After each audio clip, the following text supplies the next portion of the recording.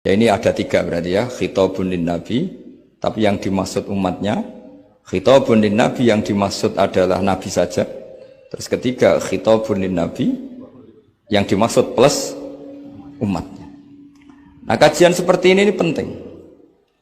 Karena kesalahan Khawarij. Khawarij itu satu kelompok ekstrim yang tidak mengikuti Sayyidina Ali, juga gak mengikuti Sayyidina Muawiyah.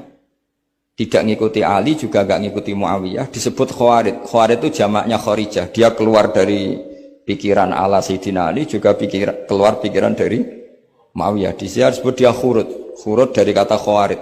Serba keluar, dia tidak mengikuti sana, tidak mengikuti sini. Akhirnya disebut Khawarij.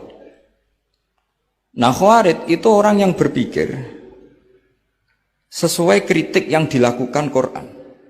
Tapi mereka lupa bahwa yang punya otoritas kritik itu Allah. Karena yang kalau boleh sama-sama terganggu, kerajaannya itu hanya Allah. Gini saya beri contoh ya. Yang punya hak ketika sepeda motor saya kamu pakai, yang punya hak menentukan itu gasap apa pinjam itu saya apa orang lain? Saya.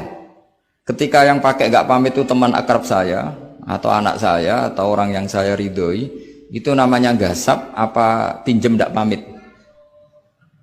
Ya udah, ini harus jelas. Tadi pagi saya ngaji direktorat, saya bilang di fikih itu ada istilah ulima ridhohu. Sesuatu tidak pamit formal tapi sudah diketahui ridhonya. Makanya di fikih ada bab namanya mu'atoh. Tadi pagi saya terangkan ya. Di perdebatan fikih itu ada bab namanya apa? Mu'atoh. Mu'atoh dari kata ato yu'ati, mu'atotan, saling transaksi yang non verbal tapi maklum. Ya seperti kalau kamu marung itu contohnya. Kalau kamu marung di kantin terus makan gedang goreng, itu nyuri apa beli? Coba jawab saja. Kalau dikatakan beli kamu belum bayar. Kalau dikatakan nyuri terang-terangan. Coba kalau mbak-mbak milih mana? Itu nyuri apa beli? Kalau beli belum bayar. Kalau nyuri kok terang-terangan ya. Enggak nyuri apa beli?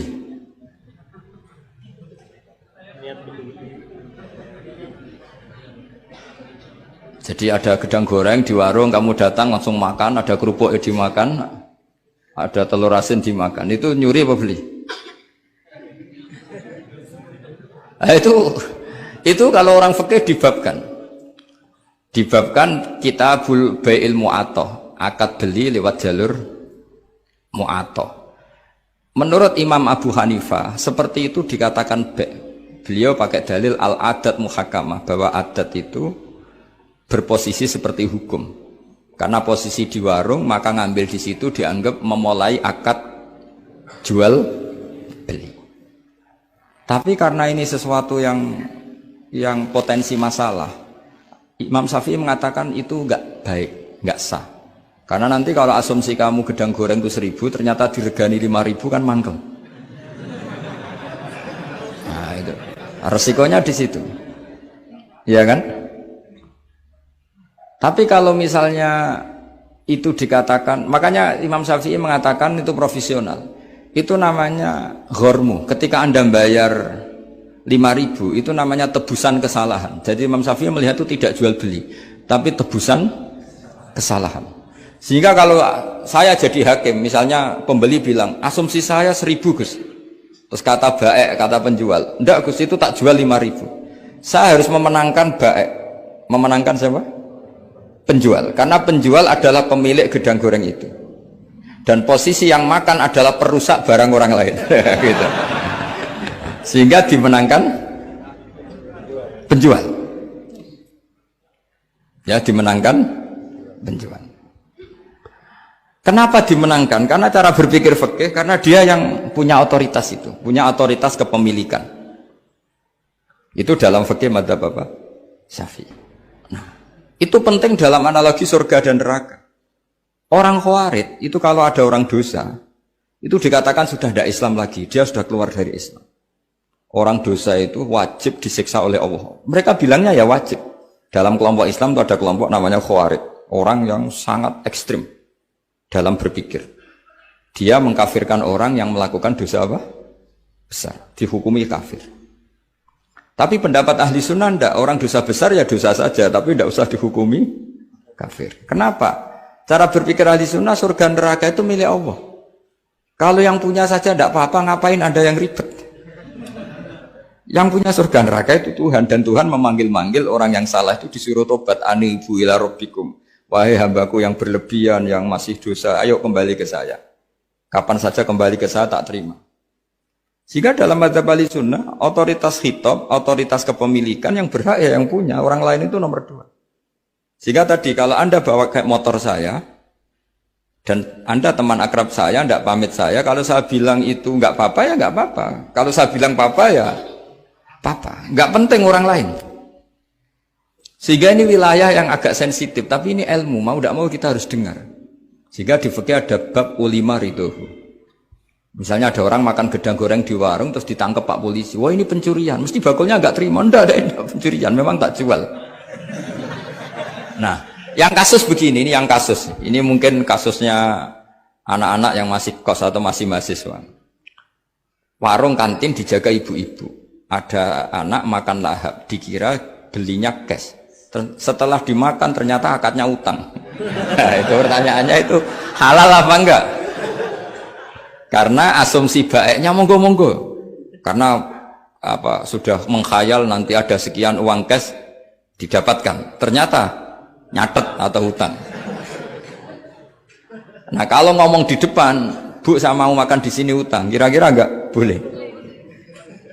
Wah, itu ada sekian PR. Makanya saya sering muji orang-orang yang enggak alim. Enak-enaknya orang tuh orang enggak alim karena enggak kesulitan seperti ini. Kita sebagai peneliti fikih itu sering kesulitan. Nah sama Anda misalnya naik Grab atau naik taksi atau apa. Ketika Anda naik itu posisinya gasap apa pinjem.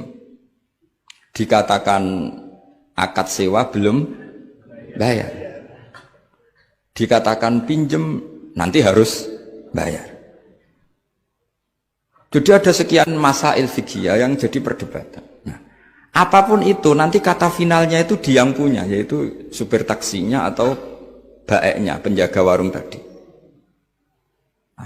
Sehingga hukum itu bagi orang lain sudah tidak sah kecuali bagi yang punya. Nah di sini ini kelihatan benarnya mazhab ahli sunnah wal jamaah. Ahli sunnah mengatakan apapun salahnya seseorang setelah dia beragama Islam itu wilayahnya Allah. Kita tidak bisa berbuat apa-apa. Makanya ada ayat laisalaka minal amri syai'un aw yatuba alaihim aw yu'adzibah. Muhammad meskipun kamu kekasih saya, kamu tidak punya otoritas menentukan si A dimaafkan, si A disiksa. Otoritas itu hanya bagi saya kata Allah. Sehingga banyak orang yang Nabi kurang srek karena membunuh pamannya Hamzah malah dikasih tobat sama Allah, namanya Wahsy. Wahsy itu orang yang Nabi gak suka karena pernah membunuh Sayyid Hamzah di perang Uhud. Tapi sama Allah marah dikasih tobat. Sa'labah yang sering ibadah di masjid, sering iktikaf, saking seringnya ibadah itu sampai digelari hamamatul masjid, merpatinya masjid. Tapi na'udzubillah beliau malah berakhir dengan su'ul khatimah. Kita tidak pernah tahu. Kenapa begitu? Karena begini, wilayah yang absolut itu hanya milik Allah Subhanahu wa Ta'ala. Sehingga Nabi kalau ketemu Wahsy ya bilang iman kamu sudah saya terima, Islam kamu sudah saya terima. Tapi saya ini manusia, tolong sembunyikan wajahmu dari saya. Karena kalau saya ingat kamu itu mangkel karena ingat kamu pernah membunuh Hamzah. Tapi saya sebagai Nabi harus menerima iman kamu karena Nabi itu gak boleh dendam. Tapi kalau mangkal-mangkal sedikit kayaknya agak boleh mungkin ya. Mungkin itu ya. Tapi profesional Nabi sebagai manusia enggak berkenan melihat Wahsy, tapi sebagai Nabi legowo terhadap imannya Wahsy.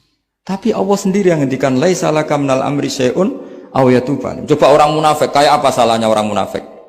Tapi ketika Allah ngendikan tentang orang munafik gimana? Wa yu'adzibal munafiqina in sa'a aw yatuba. Allah bisa saja menyiksa orang munafik insya'a kalau berkehendak ya tuba atau Allah mengasih tobat. Nah karena pendapat ahli sunnah itu lebih valid sesuai ayat-ayat Quran, maka yang diikuti mayoritas di dunia adalah mazhab ahli sunnah wal jamaah. Dan itu dimulai cara berpikir yang sederhana, yang berhak menentukan khitab ya yang punya, titik itu saja.